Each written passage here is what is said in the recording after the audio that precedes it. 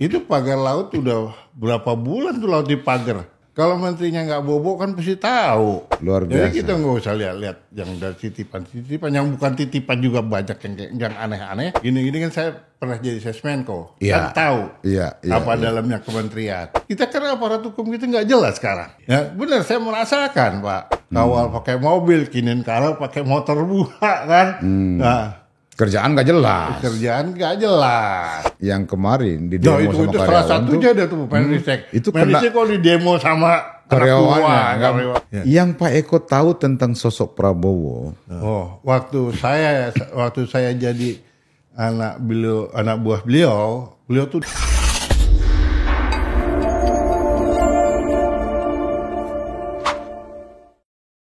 Assalamualaikum warahmatullahi wabarakatuh. Waalaikumsalam. Sahabat Muda Indonesia, jumpa lagi dengan saya Ilham Rasul di podcast Rumah Pemuda. Hari ini saya berbangga hati kedatangan senior saya, orang yang banyak mendidik kami anak muda Indonesia. Kita akan banyak bahas soal keberadaan atau eksistensi dari pemerintahan Prabowo Gibran hari ini. Beliau ini juga adalah orang yang juga ikut berdarah-darah membela dan membantu Pak Prabowo dan Gibran sampai berada pada kursi kepresidenan. Tidak satu-satunya, tetapi menjadi bagian yang terpenting dari bagian pemenangan itu. Kita sapa dulu abang kita, Bang Letjen Eko Wiratmoko. Purnawirawan. Yes.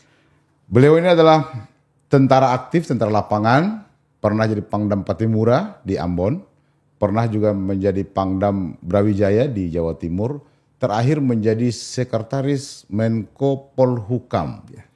Artinya pengetahuan tentang pertahanan, pengetahuan tentang teritori, ancaman bagi bangsa dan negara, segala macam tuntas kira-kira beliau ini.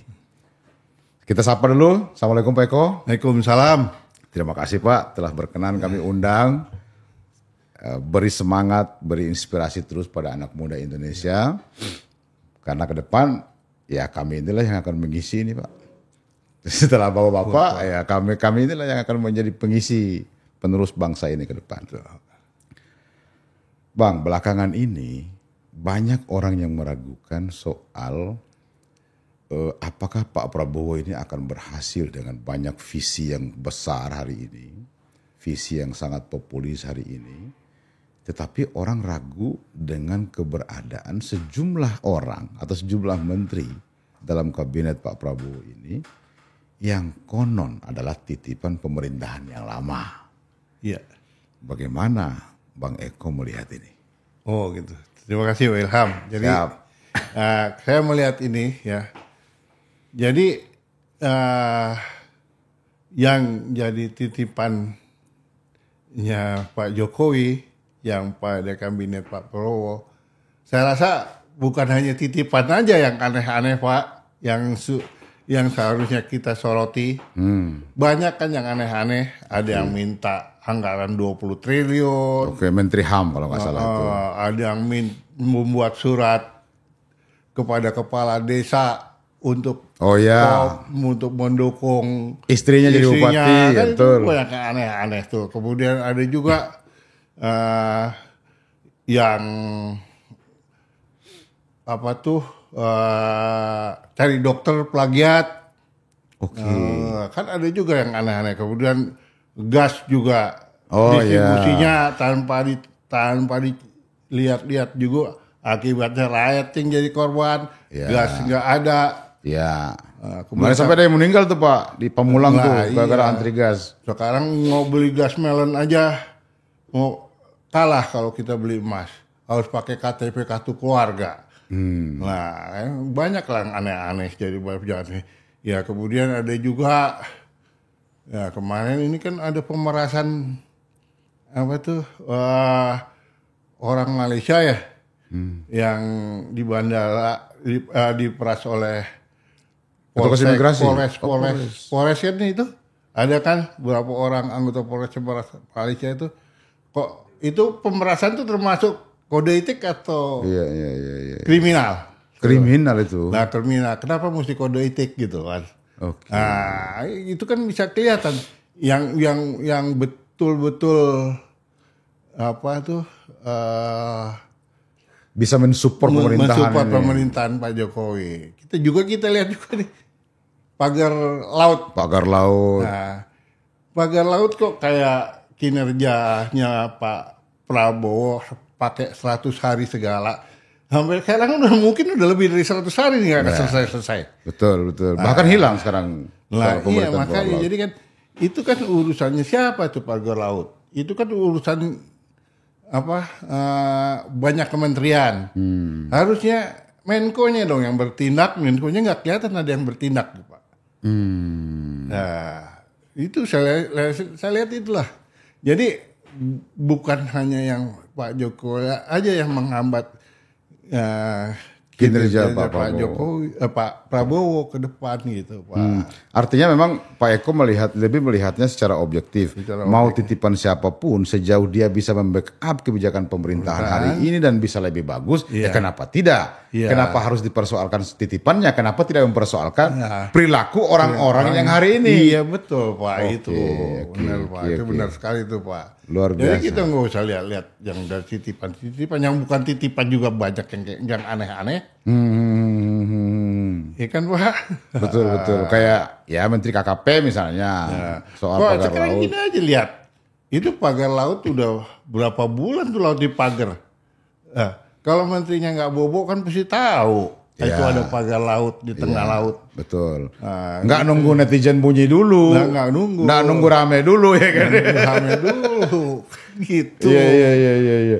Tapi memang jiwa patriotisme Pak Prabowo, keberpihakan sama rakyatnya itu kelihatan. Karena waktu itu beliau langsung perintahkan bongkar pagar laut itu. Nah iya, tapi pelaksanaannya? Ya mungkin sudah dibongkar, saya juga belum pernah tahu. Memang setelah satu minggu 10 hari belakangan ini belum pernah lagi ada pemberitaan soal pagar laut. Ya kalau saya dengar sih kayaknya pemberitanya cuma sampai Lurah Kohot doang. Lurah Kohot korban, padahal itu kan bagian yang paling kecil. Nah iya makanya. Ini dari sidik polisi kayaknya cuma mentok di Lurah Kohot.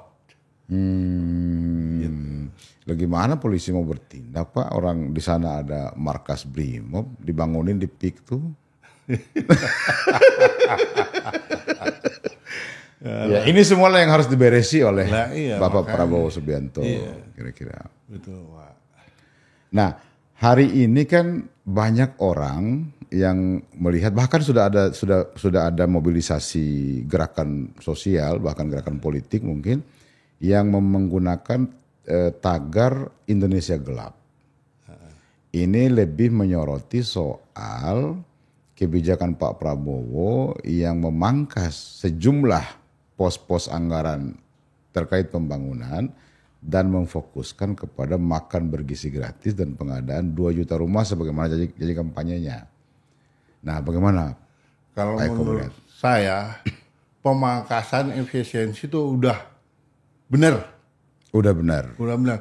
Gini kan saya pernah jadi Sesmenko. Kan tahu apa dalamnya kementerian. Iya. Itu banyak tuh FGD yang nggak ada hasilnya. Ya, cuman buang-buang duit. Oke. Kemudian ada kunjungan kerja ke luar negeri. Apa yang nggak ada hasilnya kunjungan kerja itu bagus harus dipangkas. Gitu. Jadi nggak harus diefisiensikan gitu. Nah, saya nggak setuju dulu jadi bagaimana nih, tapi ya udahlah karena itu udah pengajuan dari para deputi, kemudian juga keluar lagi, Iya. gitu ya. Saya setuju kalau itu dipangkas. Bapak setuju kalau itu dipangkas ya? Setuju banget. Tapi ada efek, ada efek lanjutan dari kebijakan itu adalah ya pasti orang-orang yang menggunakan fasilitas hotel misalnya sebagai tempat seminar yang selama ini jadi sumber penghasilan buat hotel, para event organizer mungkin yang selalu mengatur soal urusan-urusan acara juga itu kan kehilangan pekerjaan. Ya itu hotel kan cuma berapa orang. Betul. Ya. Event juga kan itu event rapatnya gak gede Pak. FGD itu paling 15 orang. Mungkin itu pengajuannya udah berapa gitu. Memang kan. kecil tapi daging semua bukan biasanya orang. Iya jadi ya tahulah saya gitulah Pak. Memang benar kebocoran anggaran rutin itu sangat terjadi. Sangat benar Pak. Ya, udah betul sama Pak Prabowo gitu Pak. Oke. Nah, bagaimana Bapak melihat ada mobilisasi gerakan ini? Apakah ini akan cukup memberi ancaman? Nah, kalau saya lihat kemarin tuntutannya kebanyakan kayaknya pesenan tuh.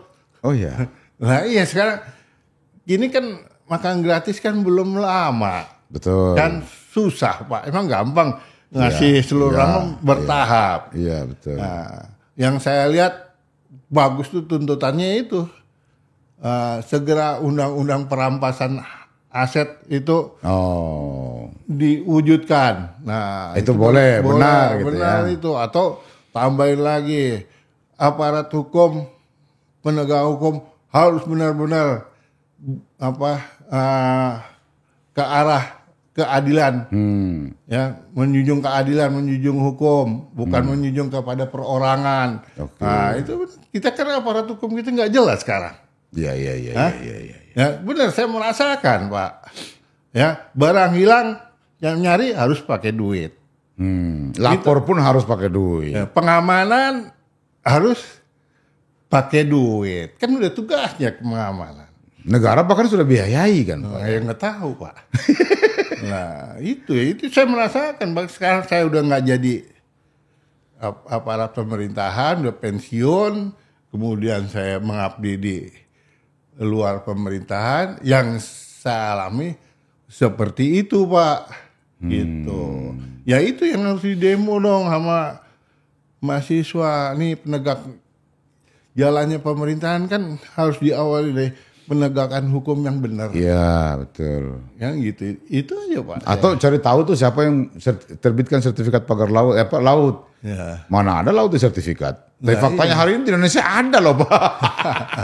Tapi kemarin saya dengar berita bahwa tempatnya Lurah Kohot itu digeledah, ditemui printer, ditemui komputer untuk membuat pemalsuan sertifikat.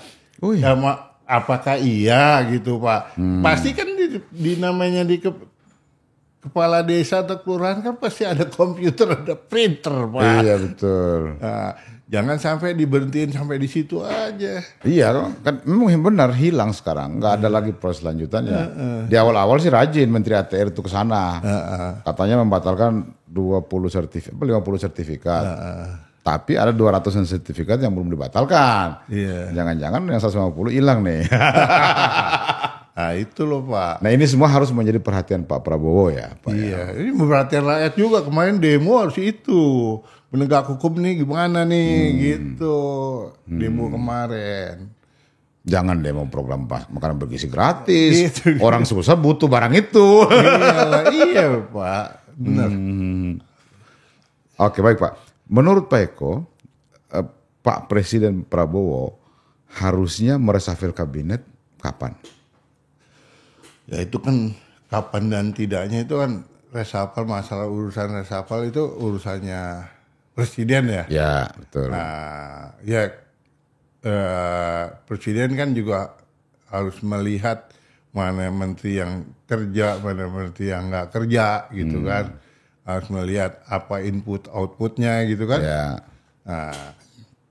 Nah ya sebenarnya sih apakah sudah ada masukan atau belum kita belum tahu Pak. Ya kalau memang udah ada masukan segera aja supaya ini bisa melaju dengan cepat. Ya, gitu. Nggak boleh ada hambatan karena orang yang salah. Orang yang salah. Membantu, gitu ya, karena jadi menteri itu Pak, ya itu merupakan pribadi yang dikorbankan. Ya, istilahnya dia udah mau jadi menteri ya, dia harus berkorban dirinya untuk bangsa dan rakyatnya. Gitu. Mewakafkan diri bukan mencari keuntungan ya Pak ya. Bukan mencari komisi dari APBN. Betul. Ya juga cuman gagah-gagahan dikawal di depan pakai motor, di belakang dikawal pakai mobil, kinin kalau pakai motor buah kan. Nah, Kerjaan nggak jelas. Kerjaan nggak jelas. Nah, kita harus jadi kalau perlu menteri nggak usah pakai kawal-kawalan, ya boleh cukup lah kawal pakai motor di depan udah cukup lah. Iya biar cepat aja jalannya. Cepat jalannya lah ya. Kalau dia lebih bagus nggak usah pakai pengawalan, pagi-pagi udah jalan ke kantor. Iya. Jam 7 udah kerja, kan hebat tuh kalau menteri begitu. Betul. Malam baru pulang. Nah, itu baru hebat. Menteri kadang-kadang pulang datang jam 11, pulang jam 4. Apa yang dikerjain? Masih jangan kayak gitu kan, karena tugas menteri itu berat Pak, karena saya kan pernah jadi Sesmenko, gimana menteri saya kerja, datang jam 9 pulang jam 9, kalau nggak jam 10 malam.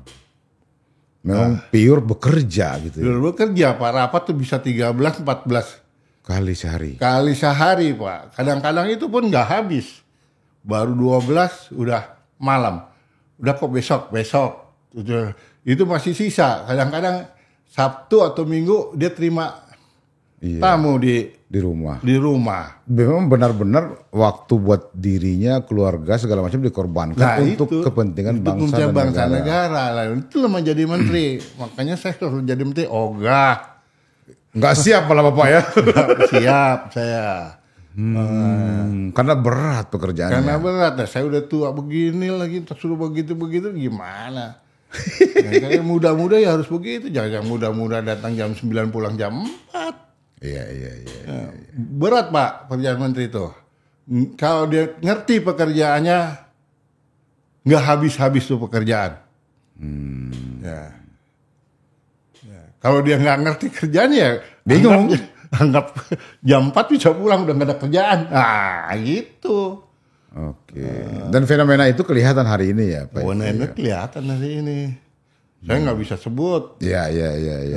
Bisa lihat ya, coba lihat intip-intip di kementerian. Iya. Sama dengan yang Pak bilang tadi itu, belum juga berapa hari dilantik sudah menggunakan kekuasaan untuk kepentingan keluarga. Iya, maka soal konsolidasi kepala desa segala macam itu kan. Ini fakta. Dan orang-orang seperti ini bagaimana bagusnya? Pak? Karena ini pasti merusak citra Pak Prabowo. Iya, nggak tahu ya Pak. Itu kan wewenangnya beliau. Beliau mungkin bisa lihat dari sisi jeleknya, mungkin ada sisi baiknya. Di samping itu juga menteri itu juga berkaitan dengan politik lah Pak. Iya, titipan partai politik sih memang. Partai politik kan, ya berat juga. Tapi gue butuh partainya nih kan, itu banyak lah pertimbangan itu. Kita serahkan beliau aja lah, jangan pusing lah. Iya, kita sebagai bangsa Indonesia, rakyat Indonesia hanya melihat dan karena kita sayang pada Pak Prabowo, kita memang mesti selalu kita suarakan apa yang seharusnya. Iya Pak, betul Pak. Nah kemarin itu kan ada bahkan yang beranggapan, saya podcast salah satu senior juga, dia mantan Dewan Penasehat KPK. Dia bilang apa yang dilakukan oleh Menteri SDM itu adalah agenda menggerogoti pemerintahan Prabowo. Dengan cara yang tadi Bapak bilang itu, bahwa masyarakat boleh mendapatkan gas melon kalau dengan KTP segala macam itu. Menurut dia ini adalah rangkaian dari agenda untuk merusak pemerintahan Pak Prabowo. Kita lihat aja lah apakah yang dilakukan itu benar atau tidak. Kemudian bagaimana penilaian Prabowo, apakah itu menggerogoti atau tidak, kan kita nggak tahu Pak. Jadi kita serahkan ke beliau aja lah Pak. Ya karena mungkin ada pertimbangan, mungkin ya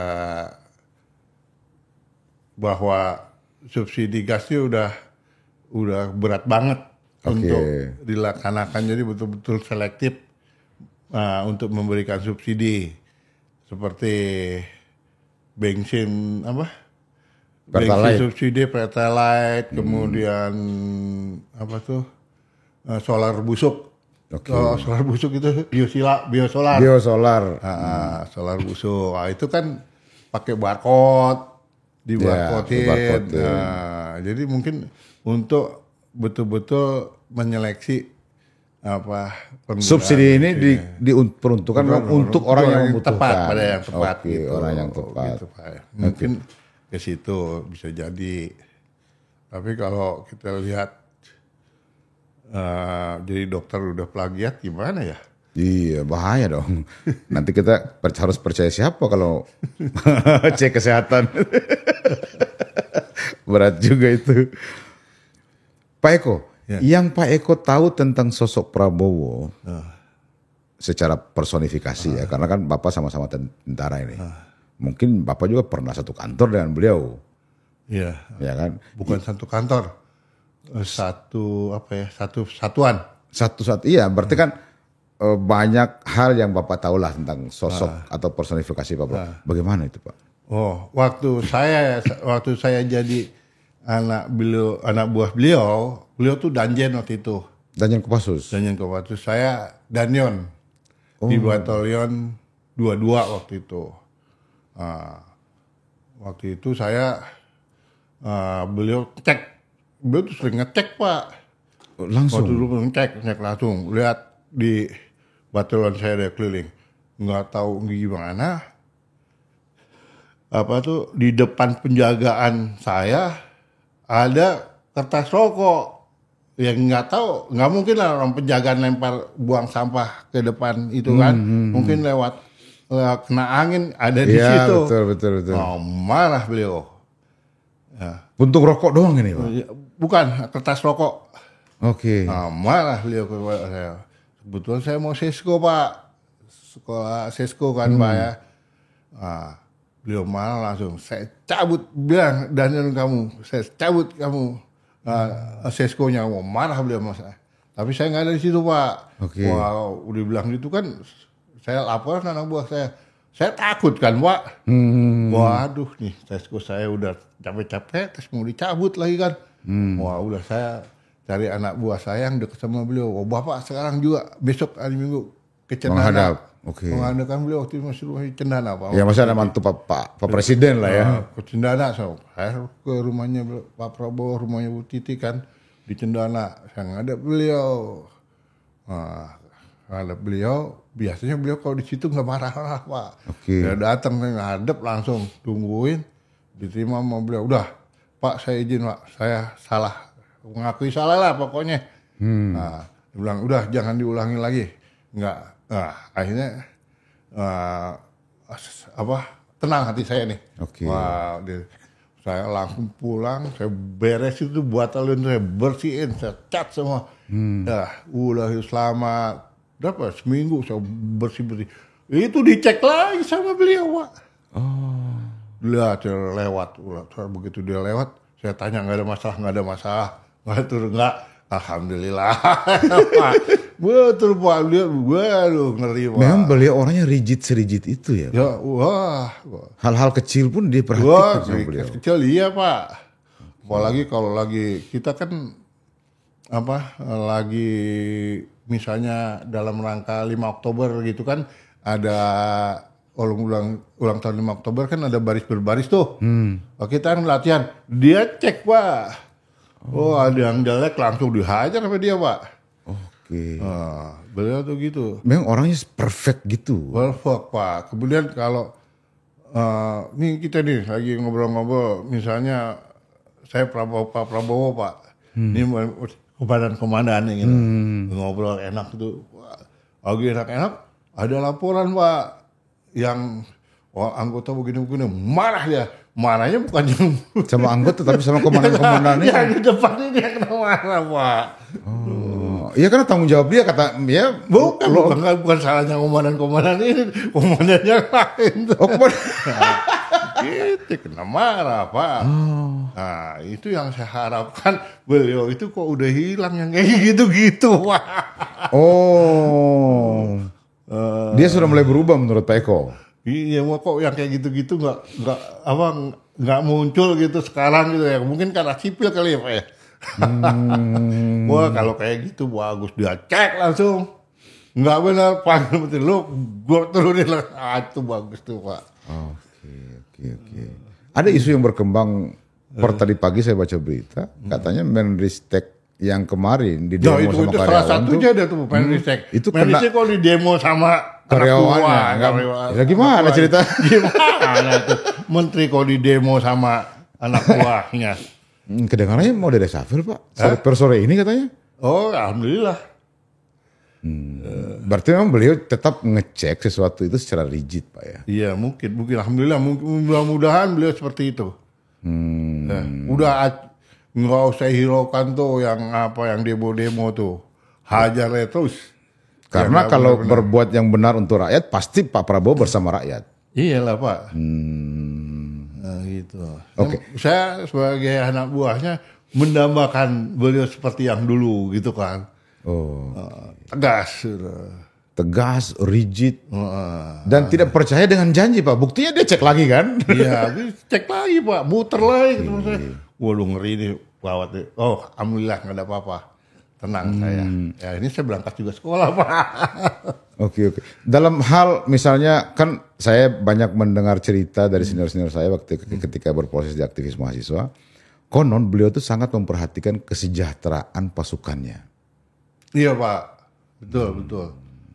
Wah, beliau tuh kalau ke timur, beliau anak buah yang beliau bawa tuh, super apa Pak ya?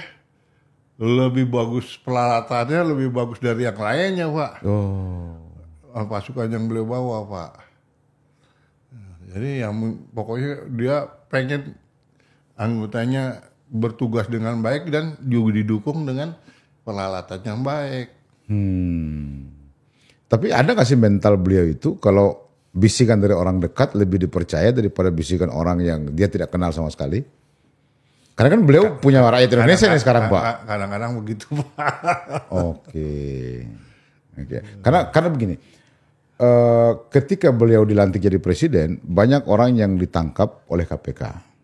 Lalu itu diklaim oleh pihak orang dekat Pak Prabowo, itu adalah prestasi Pak Prabowo. Semua orang menganggap oke, bagus. Tetapi banyak juga orang-orang di kabinetnya hari ini yang konon sangat dekat dengan beliau, yang juga bermasalah secara hukum. Ya kita lihat aja nanti Pak, saya nggak monitor ke situ tuh. yang paling dekat bermasalah itu belum monitor.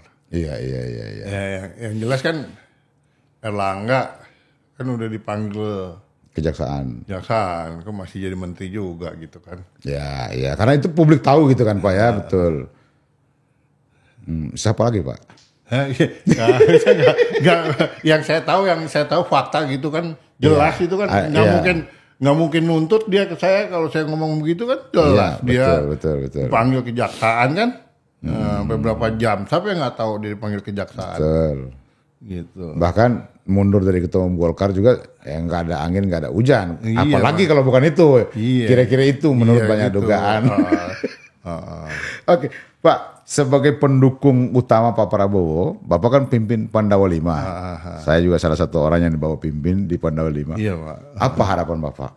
Ke depan Pak Prabowo harus ngapain? Iya, saya bilang Pak Prabowo itu harus tegas Kembali seperti yang Bapak kenal dulu. Semula gitu, jangan tepatilah janji-janji beliau saat beliau berjanji kepada masyarakat Indonesia macan Asia itu harus segera diwujudkan. Diwujudkan dong, jangan lembek-lembek, hajar tuh korupsi itu. Betul, termasuk katanya konon para oligarki ini banyak mengintervensi juga Pak. Apa? Banyak mengintervensi juga katanya. Kalau pengakuan dari beberapa senior, banyak undang-undang yang lahir dari titipan para oligarki, termasuk perubahan undang-undang KPK katanya. Ya mudah-mudahan lah dengan, ya makanya saya bilang mudah-mudahan kembali seperti dulu beliau, ganas dulu lah. Artinya Pak Eko beserta pasukan yang Pak Eko pimpin di Pandawa 5 tetap berjuang mengawal pemerintahan Pak Prabowo. Iya, supaya beliau ya sesuai dengan janji-janji yang beliau katakan waktu mau kampanye. Jangan kendor dong. Masa lama dari pertama udah hajar korupsi, diuber sampai padang pasir. Terakhir kok suruh nyerahin hasil korupsi. Nah kan nggak melemah, harusnya hubar terus. Oke. Bapak melihat beliau melemah gitu ya. Apa karena tekanan atau gimana kira-kira? Ya nggak tahu juga Pak saya. Tapi dari dia kan udah paling jagoan di Indonesia, mau apa yang mau nekan beliau gitu kan? harusnya gitu ya Pak ya. Iya, saya udah jagoan di Indonesia mau ngapain kan mereka kalau dia berbuat baik untuk rakyat, pasti rakyat membela kok. Apalagi dari biografi yang saya baca ke beliau, ketika dipecat dari Danjen dia menghadap presiden, apa salah saya? Iya. Artinya orang yang sangat fair beliau ini. Kalau saya dipecat, apa alasan saya dipecat? Kalau saya diangkat, apa alasan saya diangkat? Iya, kalau prinsip itu dipakai kan keren banget Pak. Keren, kita tunggulah baru 100 hari kan nih. Ya mudah-mudahan 1 tahun udah kelihatan Amin. nyata gitu kan. Amin. Tapi sudah mulai sih Pak, ada anak di Gorontalo yang terpaksa bawa pulang makanannya, ternyata dia mau makan bareng keluarganya Pak. Nasi kotak yang dia dapatkan dibagi di sekolahnya itu dia bawa pulang ke keluarganya, katanya untuk dimakan bersama-sama keluarga. Ini kan merinding kita Pak. Sungguh memang niat Pak Prabowo ini sangat luar biasa. Kalau ini dijalankan secara benar oleh kabinetnya, tentu juga akan bermanfaat yang sangat besar buat masyarakat Indonesia. Ya, iya Pak. Berarti kalau kita lihat di Menteri Pendidikan kan APBN-nya gede banget, harusnya bisa Sumber daya manusia kita lebih bisa bersaing gitu ya. Iya, Pak. Harus linear lah, kalau besar anggaran jangan juga hasilnya biasa saja. Iya Pak. Betul. Terakhir sekali Pak Eko, Ya. apa harapan Pak Eko terhadap anak muda Indonesia? Iya, harapan saya pada anak muda Indonesia ya harus disiplin. Disiplin. Ya, kemudian jangan berharap jadi pejabat ya. Jadi jadilah apa pencipta Orang-orang kreatif. cinta yang bisa menghasilkan income gitu. Oke. Jangan berpikir wah ntar gue jadi begini enggak. Anak muda Indonesia mau mendapat sesuatu, kerja keras. Ya, Terus lahirkan ide-ide baru, hasilkan karya-karya baru, niscaya itu akan memberikan sesuatu yang bermanfaat untuk dirimu, bahkan untuk masa depan. Terima kasih banyak Pak Eko Wiratmoko telah berkenan hadir di podcast kami. Ya. Mudah-mudahan kalau kami undang Bapak masih berkenan. Siap. Selamat. Assalamualaikum warahmatullahi wabarakatuh.